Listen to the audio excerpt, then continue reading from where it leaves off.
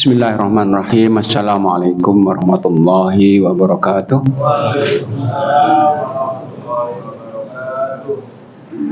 Innal hamdalillah nahmaduhu wa nasta'inuhu wa nastaghfiruh wa na'udzu billahi min syururi anfusina wa min sayyiati a'malina. May yahdihillahu fala mudilla lahu wa may yudlil falan tajida lahu waliya mursyida. Asyhadu an la ilaha illallah wahdahu la syarikalah wa asyhadu anna Muhammadan abduhu wa rasuluh. Allahumma salli wa sallim ala nabiyyika Muhammad wa ala alihi wa sahbihi wa man da'a bi da'watihi wa sara ala nahjihi ila yaumiddin. Amma ba'du fa yaqulu subhanahu wa ta'ala fi muhkami tanzilih ya ayyuhalladzina amanu taqullaha wa qulu qawlan sadida yuslih lakum a'malakum wa yaghfir lakum dzunubakum wa may yuti'illah wa rasulahu faqad faza fawzan 'azima. Para jamaah sekalian, bapak-bapak, ibu-ibu rahimakumullah, alhamdulillah kita bersyukur kepada Allah Ta'ala yang malam hari ini telah kembali berkenan memberikan kita banyak nikmatnya, khususnya berupa kemudahan dan taufiknya, yang karena taufik Allah kita bisa kembali bertemu dalam kajian ba'da maghrib di malam hari ini. Mudah-mudahan Allah berkenan untuk meridhoi dan mudah-mudahan berkenan untuk mencatat semua upaya kita ini sebagai bagian dari ibadah kita yang mudah-mudahan nantinya bisa menambah beratnya timbangan kebaikan insya Allah. Allahumma amin. Bapak sekalian, kita masih dalam tema fikih nikah ya. Pada pertemuan yang terakhir sebelum Ramadan kemarin, sebelum kita tarkib, tema kita tentang hukum-hukum yang secara otomatis muncul dengan terjadinya akad nikah yang sah. Yang terakhir kita bahas tentang hak dan kewajiban suami istri dan hak kewajiban bersama untuk anak-anak yang dikawinkan kepada mereka. Nah, kita akan bahas berikutnya tentang di antara kewajiban suami atas istrinya dengan terjadinya akad itu adalah kewajiban material berupa nafkah. Yang telah kita sebutkan sedikit dulu bahwa nafkah yang Allah sebutkan yang wajib diberikan oleh suami itu berupa makan, minum, pakaian, dan tempat tinggal yang bentuknya jadi. Maka mayoritas ulama kita, termasuk Imam Syafi'i, Imam Ahmad, ketika seorang suami kewajiban berkenaan pada istrinya itu berupa makan yang siap untuk dikonsumsi, dimakan, diminum, dipakai di tempat tinggal. Sehingga hampir semua ulama, jumhur malah mengatakan kewajiban untuk masak, kewajiban untuk mencuci, kewajiban untuk membersihkan rumah itu kewajiban suami ada saja. Istrinya membantu saja sifat. Karena itu telah pernah ceritakan suatu saat ketika Khalifah Umar jadi khalifah, itu ada rakyatnya datang kepada beliau untuk mengadukan istrinya. Setelah ketuk pintu ternyata tidak dibuka Umar. Sahabat itu, rakyat Umar itu kemudian mendengar ada kebisingan di rumah itu. Maka beliau pun kembali. Rupanya kembalinya sahabat ini setelah ketuk pintu itu didengar oleh Umar, maka Umar pun dipanggil. Kenapa ya akhi, Anda kok kembali? Tadi kamu mengatakan, ya Khalifah, tadi aku datang untuk mengadukan istriku yang banyak ngomel. Ternyata istri Anda lebih dari istri saya. Maka aku kembali. Maka Umar mengatakan, ya akhi, aku sabar untuk itu karena istriku yang menyiapkan makanan untukku, yang menyiapkan pakaian untukku, yang mendidik anak-anakku, semua kewajibanku. Aku sabar untuk itu. Itulah, itu sekali lagi nafkah ya. Nah, kita akan bahas di nafkah ini. Nafkah sebenarnya tidak ada kaitannya dengan hanya suami ya. Karena nafkah itu bagian dari iman. Bahasa Arabnya infak, nafkah bahasa kita. Jadi dalam Islam itu ada 3 materi kewajibannya mengikat pada setiap muslim, kaya miskin, yaitu infak dan sedekah. Zakat orang kaya saja.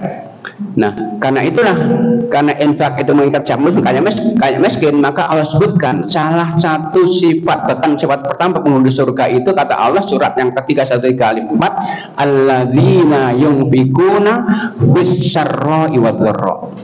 penghuni surga itu ialah sifat pertamanya yang saat hidup senantiasa infak dalam keadaan kaya atau miskin.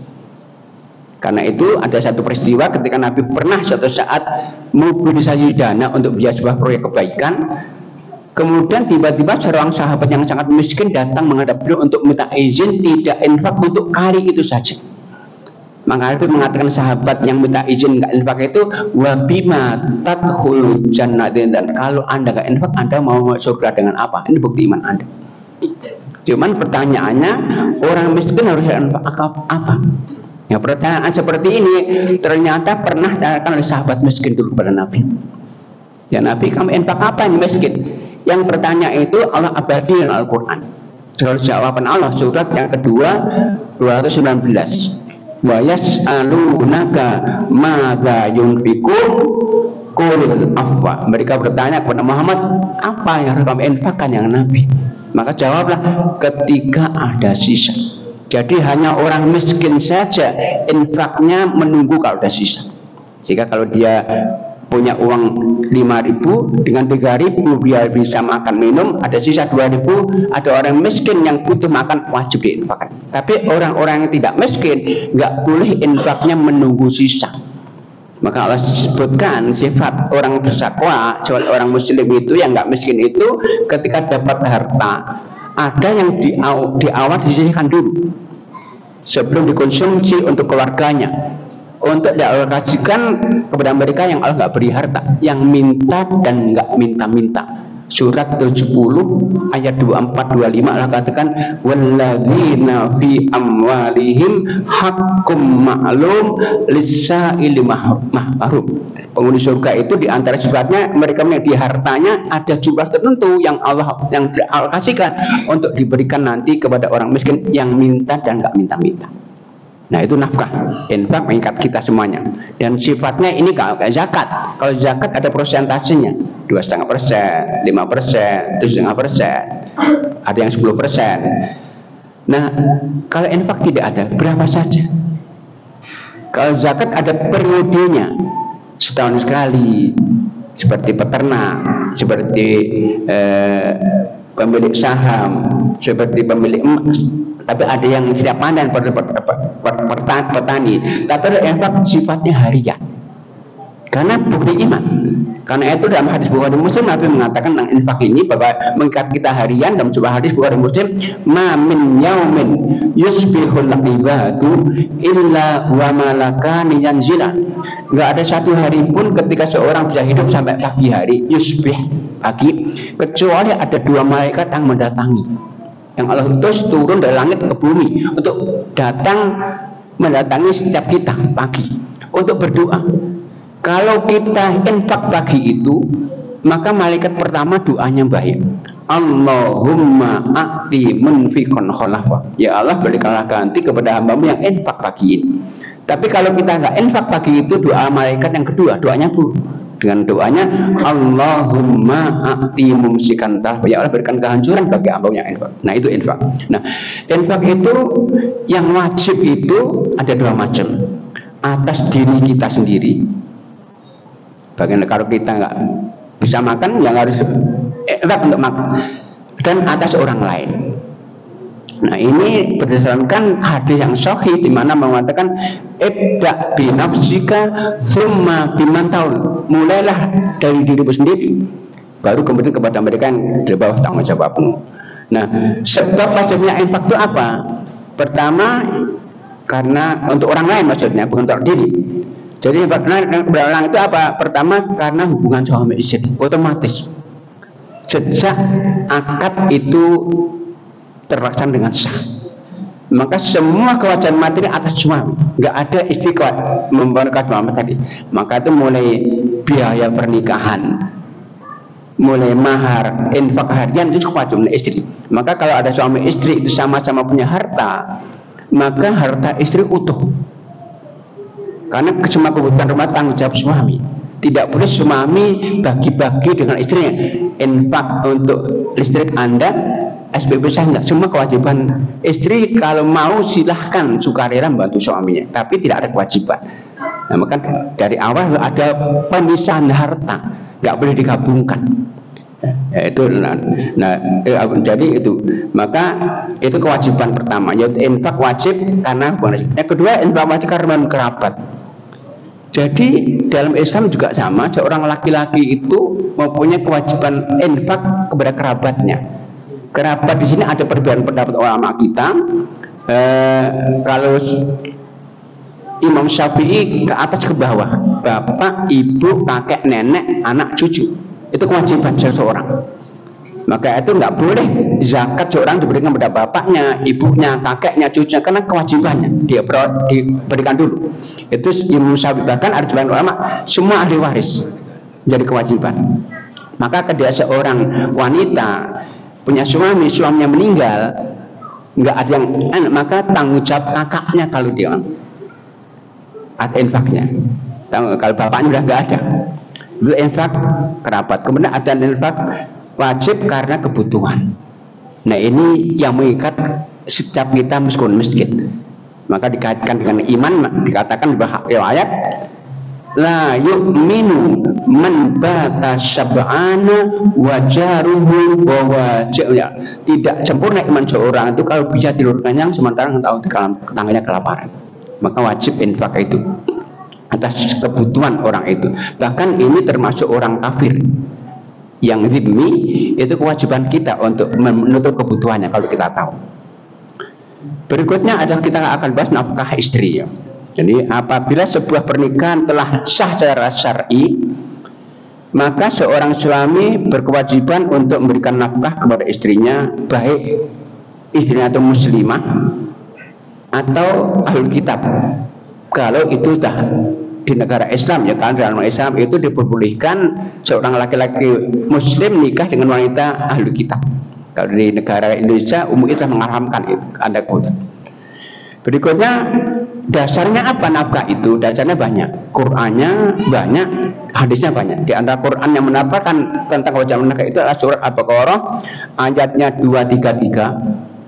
Disebutkan dua macam kata Allah, wa alal mauludi lahu rizquhunna wa kiswatuhunna bil ma'ruf. Dan kewajiban ayah, bapak, suami yaitu memberikan makan, minum, dan pakaian kepada istri dan anak mereka. Itu disebutkan dua macam. Adapun kewajiban yang lain berupa tempat tinggal yang Allah sampaikan surat yang ke-65 atau ayat yang ke-6, Allah katakan askinuhunna min haitsu sakantum. Tempat tinggalkanlah, berikan tempat tinggal bagi mereka. Bahkan ini yang sudah cerai. Jadi seorang suami telah menceraikan istrinya, cerai pertama, kedua, selama masih masa iddah belum selesai, maka tempat tinggal tetap harus disediakan. Maka seorang suami kalau menceraikan istrinya itu saat masa iddah selesai nggak boleh pisah, karena masa evaluasi untuk memperbaiki diri. Nah itu ayat-ayat yang melandas, yang menjadi landasan wajibnya nafkah. Nah dan hadis banyak ya, di antaranya Nabi mengatakan, hadisnya riwayat Muslim yang lainnya, lahunna alaikum rizquhunna wa kiswatuhunna. Atas kalian para suami wajib untuk memberi nafkah kepada istri kalian berupa rezeki, makan, minum, dan pakaian. Sementara ijma ulama juga menetapkan bahwa kewajiban suami adalah menafkah kepada istri mereka. Syaratnya apa? Jadi untuk wajibnya nafkah pada istri, syaratnya bahwa adanya akad yang sah. Sebelum akad terjadi ya nggak ada kewajiban nafkah. Kedua, istri tersebut telah menyerahkan diri kepada suaminya. Jadi kalau suami telah menjadi suami istri tapi nggak mau diajak untuk tinggal di rumahnya, maka nggak ada kewajiban. Suami yang menikah seorang wanita yang belum balik, yang karena belum bisa berhubungan, nggak punya kewajiban nafkah. Maka Nabi itu menikahi Aisyah radhiyallahu anha dalam kondisi Aisyah belum balik saat itu, belum berkumpul, maka belum wajib nafkah. Ketika di Madinah sudah Aisyah berumur 9 tahun, maka nafkah itu terjadi dilakukan Nabi kepada istrinya. Berikutnya ada istri tersebut telah dewasa dan memungkinkan untuk kemudian tidak ada halangan syar'i. Di antara halangan syar'i yang menyebabkan gugur nafkah itu ketika dari nusus maksiat. Jadi kalau sewa istri, jadi sekali lagi durah bahas ada kewajiban dan hak. Ketika kewajiban itu diabaikan, haknya akan jadi putus. Contoh seorang istri kalau nggak taat kepada suaminya, maka kewajiban nafkah atas suami menjadi gugur karenanya. Jadi hak kewajiban itu saling berkaitan. Kewajiban dia tegak, hak bisa gugur atas. Nah, maka yang menghalangi nafkah itu apa? Jadi nafkah bisa terhalangi. Kenapa? Yaitu apabila istri masih kecil, tadi disebutkan, belum balik. Apabila istri berpindah dari rumah suami tanpa izin suaminya, nggak ada syar'i, nggak mau diajak kumpul, maunya ke orang tua saja. Apabila istri bekerja dengan tanpa ridho suami, berarti maksiat juga ini, maka gugur kewajiban. Apabila istri berpuasa sunnah bahkan sementara suami tidak mengizinkannya, maka sama gugur kewajiban nafkah. Kemudian apabila istri durhaka atau tadi maksiat nusyuz. Nah, itu tentang nafkah istri. Nah, kita akan coba membahas tentang nafkah kerabat ya. Jadi sekali lagi untuk kerabat yang wajib nafkah itu ada perbedaan ulama tentang sampai di mana. Kalau Imam Malik, kerabat itu yang dianggap adalah hanya bapak, ibu saja dan anak saja. Imam Syafi'i meningkat bapak, ibu, kakak, nenek, anak, cucu. Karena kewajiban nafkah, maka zakat mereka tidak boleh berikan kepada mereka. Zakat seorang suami, seorang anak berikan kepada bapaknya, anaknya, kakeknya. Kalau Syafi'i, karena kewajiban harus prioritaskan. Kalau punya orang kaya, sebelum zakat keluarkan, penuhi dulu kebutuhan mereka, bapak, ibu, kakek, nenek. Kalau Imam Abu Hanifah itu sangat memanjang sampai Nafiyah ya, itu sampai kerabat mahram. Semua mahram sampai ponakan berarti juga wajib nafkah.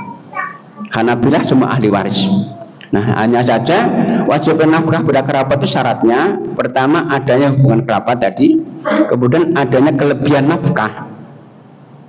Kalau dia sendiri nggak cukup, ya nggak wajib. Kemudian yang berhak mendapat nafkah itu miskin. Kalau udah kaya ya nggak perlu lagi nafkah. Berikutnya jenis nafkah dan kadarnya kepada istri maksudnya. Tadi saya sebutkan ya, secara umum makan dan minum, pakaian, tempat tinggal.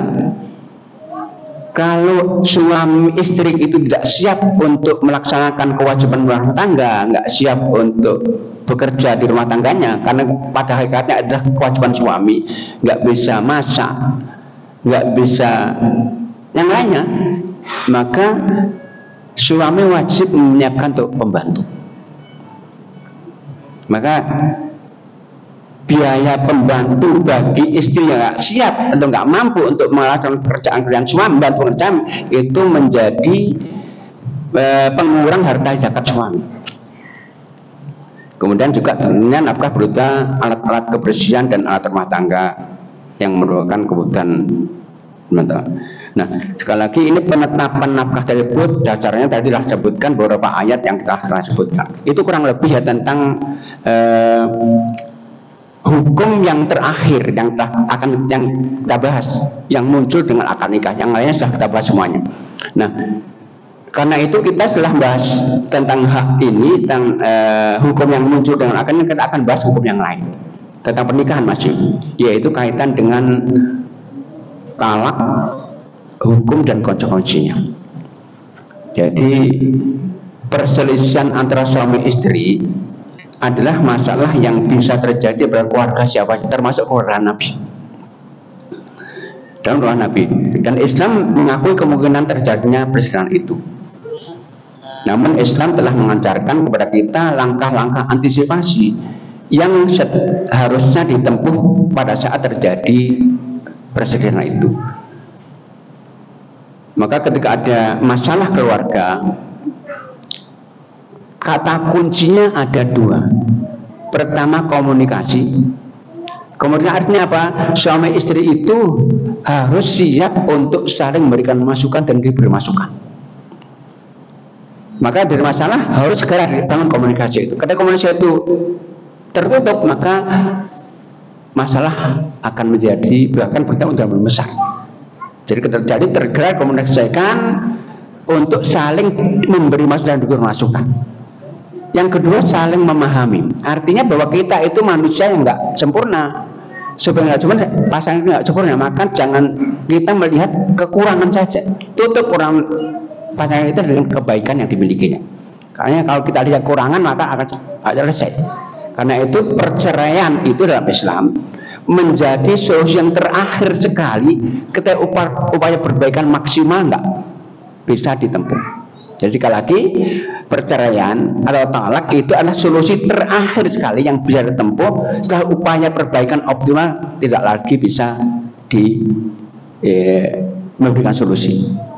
Lalu dalam Al-Quran disebutkan ya, langkah-langkah itu misalnya dalam surat yang keempat ayat 34 itu ketika jelas-jelas wanita itu maksiat, istri maksiat, jelas maksiat, nggak boleh semuanya cuma menceraikan. Tapi Allah mengatakan fa'idhuhunna, nasihati dengan baik.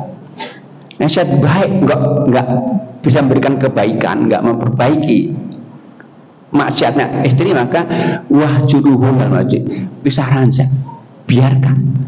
Itu pun nggak manfaat, baru kemudian kata Allah bahkan boleh diberikan pendidikan dengan fisik. Bukan menyakiti, tapi untuk mengingatkan bahwa Anda rusak. Kalau itu pun nggak bisa menghasilkan, maka Allah katakan hendaknya dihadirkan juru runding antara keluarga suami istri. Jadi sekali lagi ada masalah, jangan sampai masalah itu keluar dulu, selesaikan berdua dulu. Jangan sampai langsung menghadirkan pihak ketiga, kecuali sudah upaya berdua tidak lagi menghasilkan. Maka dalam Islam ketika ada keluarga bermasalah nggak boleh curhat keluar, rawan. Maka banyak ya korban dari reuni karena sering curhat. Selesaikan berdua dulu. Kalau nggak mampu baru menghadirkan pihak ketiga pun, itu pastikan itu orang yang bisa, yang diyakini bisa menjadi penengah, bukan justru menjadi masalah. Maka kalau Allah katakan juru dari keluarga wanita dan perempuan dulu. Kalau itu pun nggak bisa, maka bisa islah. Islah itu artinya bisa melakukan perdamaian. Dengan namanya perdamaian itu tentunya siap untuk melepaskan hak.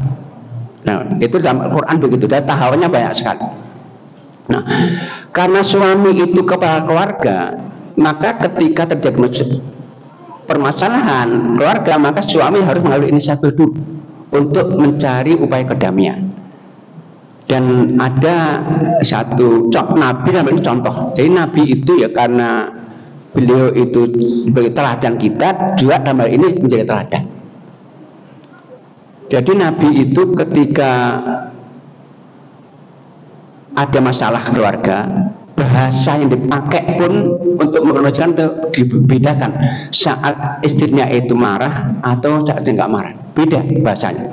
Suatu saat beliau mengatakan kepada Aisyah begini, ya Aisyah, inni a'lam idza kunti anni radiyah wa idza kunti anni ghadbah. Ya Aisyah, saya tahu loh kapan kamu itu marah dan kapan aku turi. Maka Aisyah tanya, gimana Anda tahu ya Rasulullah? Nabi menjawab, amma idza kunti anni radiyah taquli la wa rabbi Muhammad wa idza kunti alayya ghadbah qulti la wa rabbi Ibrahim.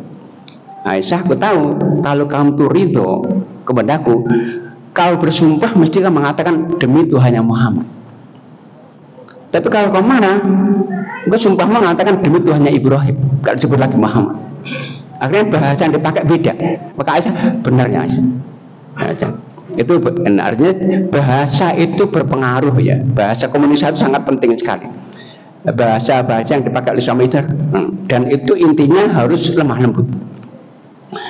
Nah, tadi di Al-Quran disebutkan, saya sebutkan tadi dalam surah 4:43 disebutkan tentang tahapan ketika ada nusyus. Nusyus itu kemaksiatan ya. Kemaksiatan itu bisa terjadi dari suami atau istri sama.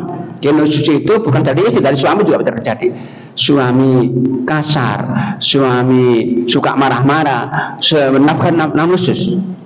Istri nggak taat, ya itu juga nusyus. Dan nusyus itu terjadi dari kedua pihak. Ketika nusyuz terjadi dari istri, maka tadi tahapan yang Allah sampaikan tadi surah Al-Baqarah surat 434, nasihati dulu dengan baik, bisa rancang, bisa di fisik tapi nggak menyakitkan. Apabila nusyuz dari suami yang contoh Al-Quran dengan cara minta damai.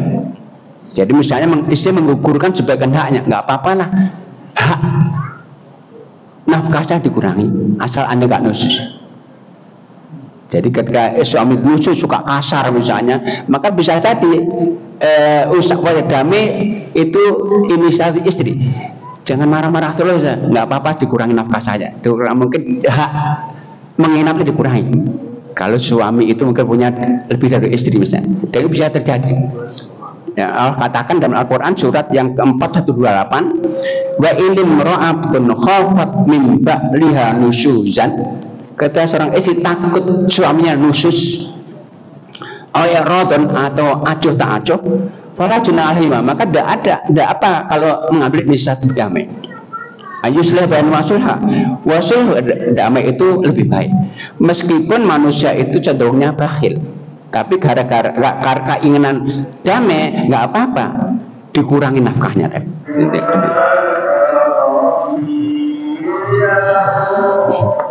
Baik, itu mungkin ya sebagian. Nah, saya akan untuk dalam nikah itu ada namanya furqah ya. Furqah itu artinya perpisahan. Furqah ini pisahan suami itu terjadi ada dua sebab. Pertama ada sebab namanya fasah, yang kedua tolak. Fasah itu apa? Fasah itu adalah rusaknya akad pernikahan, bisa secara otomatis atau karena sebab. Kalau talak itu karena proses. Ya. Contoh fasah begini. Jadi fasah bisa terjadi karena kesalahan. Misalnya ada laki-laki wanita nikah, ada walinya, tapi kemudian setelah itu punya anak, bahkan punya anak, tiba-tiba ibunya, seorang ibu kepada menantunya itu mengatakan, ingat dahulu saya yakin benar Anda itu saya susu, Anda menyusui ke saya sampai 5 kali. Jadi misalnya contohnya begini, ada seorang ibu melahirkan, tanggalnya melahirkan sama, kemudian ibu ini yang satu meninggal, bisa jadi anak itu kan disusui oleh tangganya ini. Nah setelah dewasa mereka sama-sama sekolahnya, sama bekerjanya, tiba-tiba nikah. Nah ketika kemudian pulang ke orang tuanya, ibunya sadar, yakin bahwa Anda dulu menantunya, maka otomatis rusak, meskipun sudah punya anak 3. Atau sebab itu terjadi di kemudian hari. Misalnya suami istri sama-sama muslimah, tiba-tiba salah satu, saya nggak mau sholat lagi lah. Orang nggak mau sholat itu kafir, maka otomatis fasah. Jadi fasah itu bisa terjadi secara otomatis. Atau fasah terjadi karena paksaan. Dipaksa seorang hakim, seorang suami sudah kasar pada istrinya, membahayakan istrinya, istri minta cerai nggak mau, maka hakim bisa memutuskan untuk menjaga kehormatan istri ini agar selamat dari bahaya suaminya. Nah fasah. Tapi kalau cerai itu adalah proses yang itu hak suami mutlak. Istri nggak bisa menceraikan suaminya. Cuman istri punya hak untuk minta cerai, tapi keputusan cerai tetap di tangan suami. Nah kalau istri minta cerai oleh suaminya karena nusyuz, kok suami menceraikan, maka istri bisa mengajukan pengadilan. Maka yang bisa menentukan cerai itu 2, suami dan pengadilan saja. Jadi istri menceraikan suaminya 10 kali pun enggak cerai, kecuali dia diberi hak oleh suaminya. Contohnya begini, kok istri minta cerai karena suaminya nusyuz, istri nggak mau, suami nggak mau, tapi desak terus. Akhirnya kan desak terus, suami karena mungkin jengkel, sudah terserah kamu. Berarti apa? Suami memberikan haknya, wewenang tadi pada istri, maka istri udah kita cerai, berarti jatuh. Jadi cerai itu hak suami dan pengadilan, istri bisa punya hak kalau diserai pada wewenang oleh suami. Dan cerai ini yaitu akad lazim, akad yang nggak bisa dibatalkan. Jadi kalau suami saya cerai kamu, oh nggak jadi, nggak bisa, sudah langsung terjadi. Dan cerai itu akad yang terjadi meskipun janda guru. Dalam hadis dikatakan talasun jiddun ada 3 perkara serius jatuh hukum, main-main jatuh hukum. Apa itu? Nikah, rujuk, dan cerai. Jadi nikah itu main-main pun bisa hukum. Contohnya begini, ada anak-anak SD 5, 6 malamnya hadiri resepsi kakaknya nikah. Kemudian besoknya sekolah. Saat sekolah waktu istirahat kok mantenan dengan temennya. Nah kemudian bapaknya ada, langsung mengatakan nikahkan Anda dengan anak saya. Sah itu. Kan nikah itu nggak harus balik ya, nggak harus balik. Acara hukum pun sah. Sama talak sama. Seorang suami misalnya sama istri kok lagi nonton sinetron ini, kok kisahnya kisah perceraian, kemudian itu damai saja, suami mengatakan berat sedikit jangan cerai, kamu jatuh cerai. Maka jangan mudah-mudah mengatakan cerai, itu rawan. Kata-kata cerai, kata talak, kata-kata pegat itu disampaikan suami dengan istri langsung otomatis jatuh dan nggak bisa dibatalkan, nggak jadilah, nggak bisa. Langsung muncul hukumnya dan jatuh cerai. Itu cerai 1, 2, 3. Kalau 1 masih bisa rujuk, 2 bisa rujuk. Kalau cerai 3 namanya talak bain besar, nggak bisa rujuk lagi. Kalau syaratnya yang sangat percaya itu masalah talak ya, nanti akan bahas secara rinci insya Allah yang panjang. Ada syaratnya, talak itu ada rukunnya. Mungkin sementara itu ya, ada waktu yang cukup, mudah-mudahan ada yang ingin ditanyakan. Monggo sebentar Pak, ini sebentar. Ibu dulu ya, monggo Ibu. Nggih.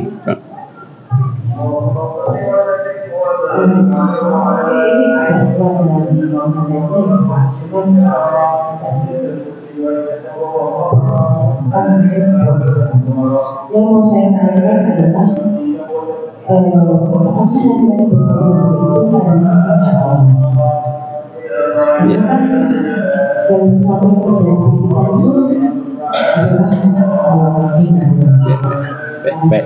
baik, bahwa poligami itu syariat Islam benar ya. Orang meninggal syariat Islam itu dosa.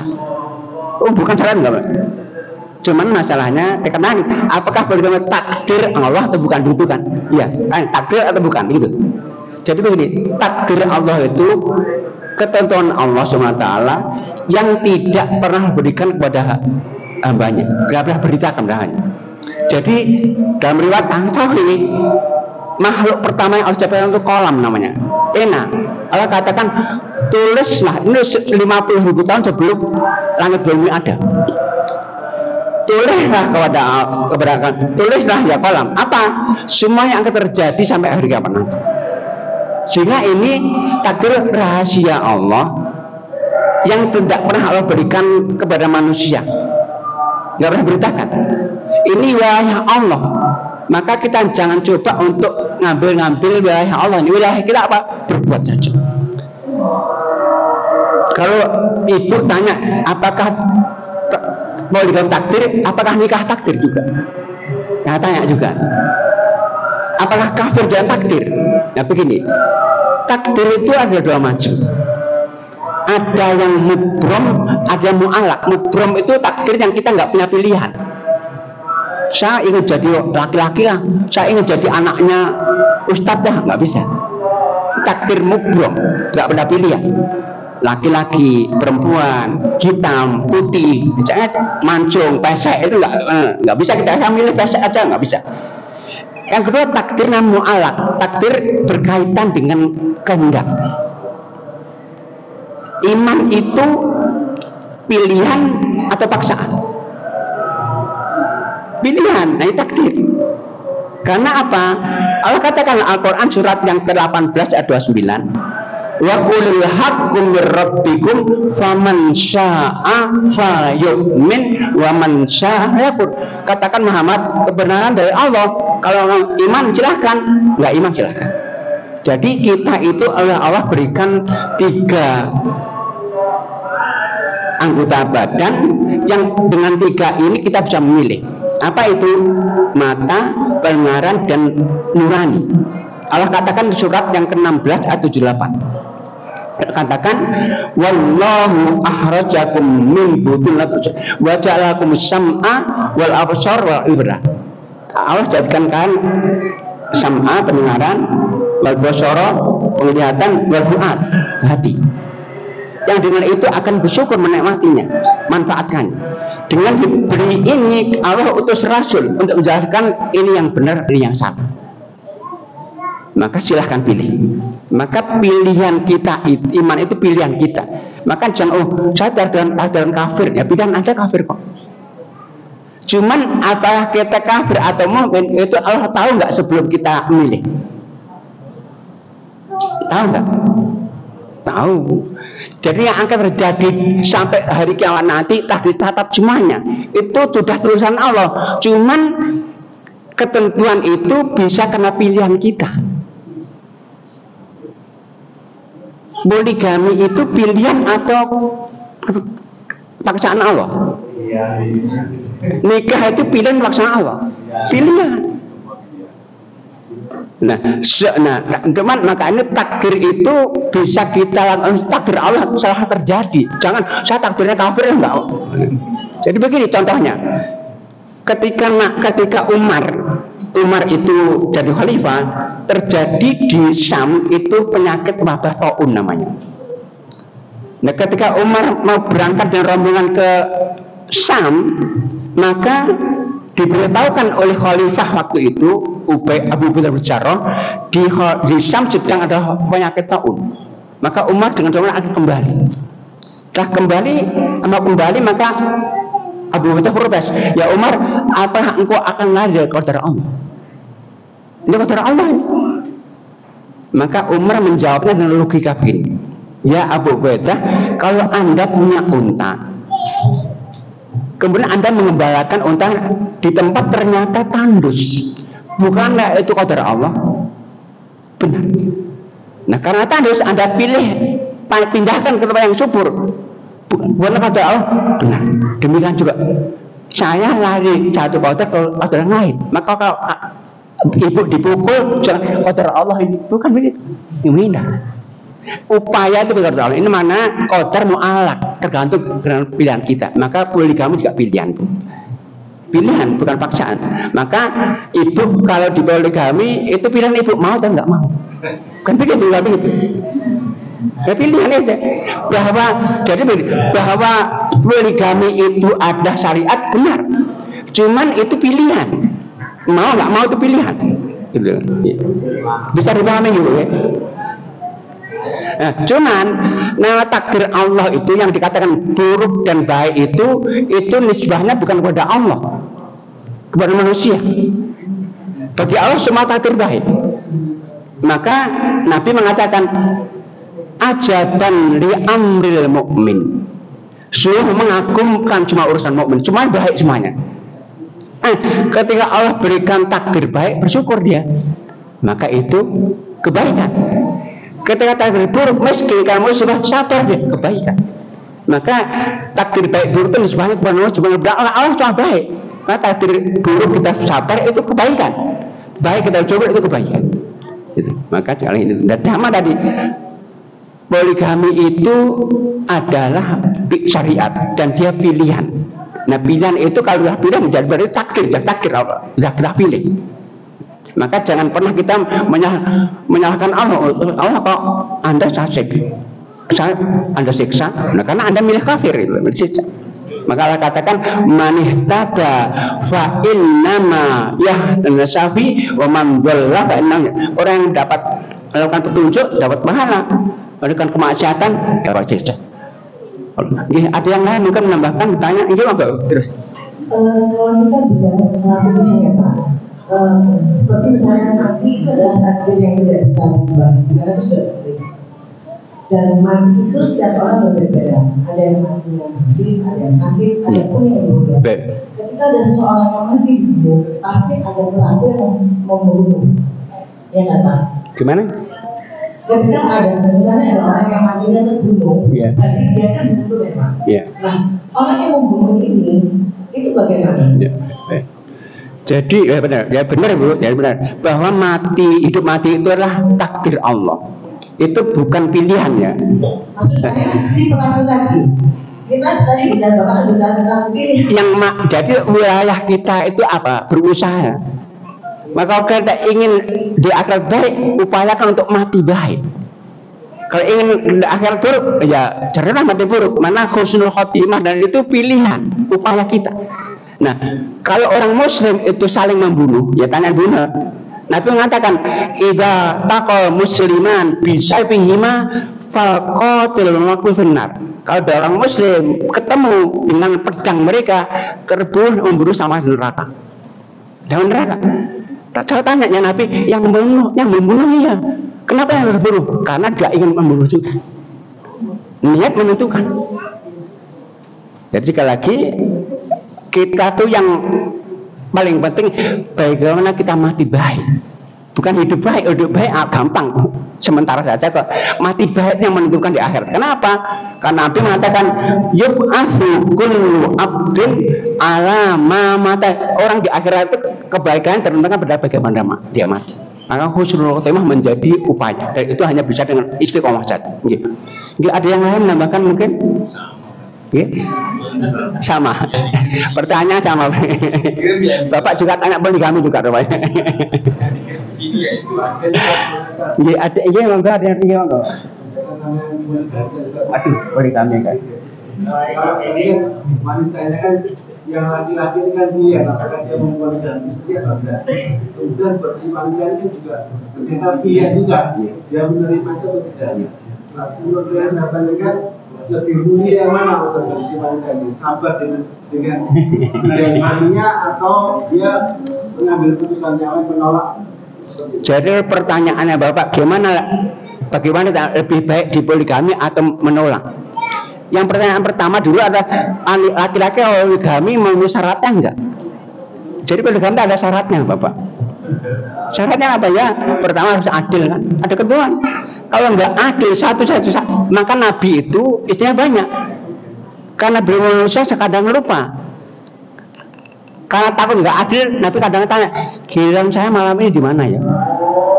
Tanya Pak, kira-kira kita siap nggak tuh adil itu? Kata Allah, kalau nggak bisa adil satu sajalah cukup. Maka sekali lagi untuk wanita, kalau memang sabar untuk menerima poligami dari suaminya, yang suaminya itu adil, itu lebih baik. Lebih baik. Hampir semua sahabat itu poligami loh ya. Hampir semua sahabat poligami. Meskipun Ali poligami setelah wafatnya Fatimah. Nabi berdua setelah agama haji, tapi berlalu semua perjalanan poligami. Cuman sekali lagi mereka kualifikasi adil dan siap untuk jadi poligami itu syariat Islam. Maka cuman begini, poligami itu nikah enggak? Nikah. Karena nikah, maka prosesnya harus sebagaimana nikah pertama kali. Kalau orang nikah pertama kali apa yang terjadi? Mereka diinformasikan banyak kan, undang-undang. Tapi orang kadang-kadang diam-diam. Ya, jadi masalah itu. Jadi masalah. Kan nikah itu sama, nikah sama harus proses diumumkan undang-undang. Nah ini poligami diam-diam, jadi masalah akhirnya jadi masalah. Karena prosesnya salah, akhirnya yang terjadi kesalahan lagi nanti gitu Pak. Jadi kalau salah proses, maka akan kemungkinan terjadi salah juga.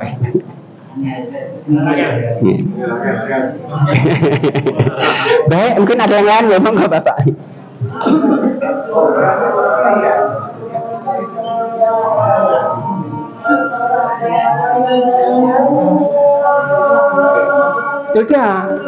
Ya, jadi syariat itu ada yang wajib, ada sunnah, ada pilihan Bapak. Jadi hukum gitu ada wajib, ada haram, ada sunnah, ada mubah, ada makruh. Nah ini bukan wajib.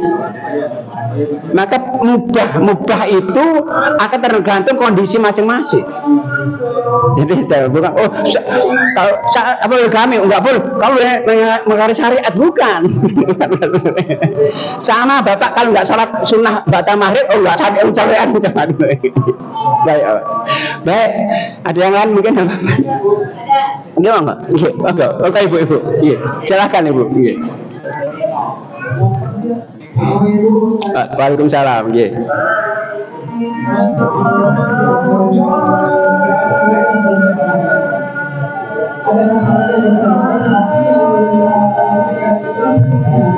Gimana kurang gimana ada yang minta cerai?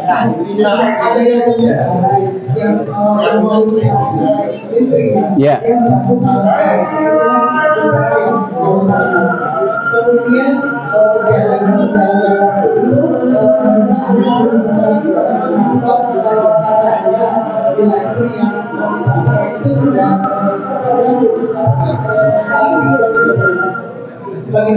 Jadi sekali lagi wanita itu nggak bisa menceraikan, tapi bisa minta cerai. Itu pun harus ada alasan syar'inya. Alasan syar'i itu kemaksiatan. Kalau seorang istri minta cerai, suami yang tambah cari itu mencium bau surga itu nggak boleh. Ya. Kalau bedanya apa? Kalau yang menceraikan istri suami itu namanya talak.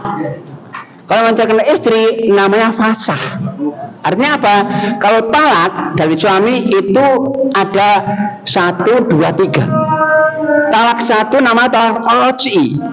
Artinya ketika talak roj'i pertama, kedua itu suami itu masih bisa rujuk tanpa akad baru selama masa iddah belum selesai. Tapi kalau yang minta cerai istri, suami mengizakan, namanya khulu atau fasah. Langsung akad nikahnya rusak. Mana talak bain namanya ini, kecil. Nah kalau mau rujuk harus menunggu masa iddah selesai. Masa iddah 1 kali haid. Jadi sekali lagi khulu, cerai atas sebenarnya istri itu masa iddah 1 kali saja. Maka ketika sudah terjadi khulu langsung pisah. Tapi kalau cerai nggak boleh pisah. Kalau khulu bisa, nah kalau rujuk harus ada akad ulang baru seperti pertama, ada wali, ada 2 saksi, ada ijab qabul, ada mahar kembali. Bisa itu yang dikatakan Bu ya? Ya baik. Bisa nggak? Dan ini namanya talak bain kecil, bukan besar. Kalau bain besar yang nggak boleh rujuk itu kalau talak suami 3 kali, 1, 2, 3 talak bain besar. Kalau istri minta cerai itu namanya talak bain kecil, bisa rujuk tapi setelah habis masa iddah 1 haid. Oh enggak harus. Bayar kok enak gitu kan. Enggak harus. Yang harus menteng lagi itu yaitu ketika talak 3, Bu. Kalau khulu tidak. Baik. Gimana? Biasanya dapat pilihan itu kalau suami nikah lagi itu berarti dia itu sayang sama istrinya. Ini dikasih teman itu satu masa Cuman begini Bapak, kalau mengatakan dalam surat 30:21 nikah itu tujuannya untuk mencari kedamaian. Ya itu satu. Litaskunu ilaiha. Nah, ketika nikah dinikahi maka sama suami ketika nikah 1, 2, 3 harus sama. Ketika mau nikah berarti ingin mencari kedamaian. Jangan sampai mau nikah diam-diam akan merusak kedamaian yang terjadi. Jadi kalau ketika seorang suami mau nikah berarti untuk kedamaian yang belum tentu didapatkan. Sementara dia sudah punya istri kan sudah damai. Jangan sampai untuk nikah lagi untuk mencari kedamaian yang belum didapatkan mengorbankan kedamaian yang sudah terjadi.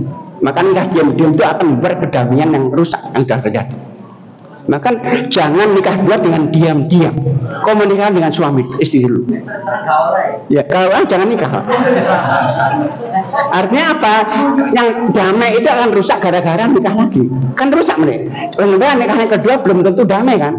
Masih ada upaya, belum tentu terjadi. Baik, mungkin sementara itu kita akan lanjutkan yang ada datang. Mudah-mudahan manfaat dan tentunya mohon maaf kalau ada hilaf. Assalamualaikum warahmatullahi wabarakatuh.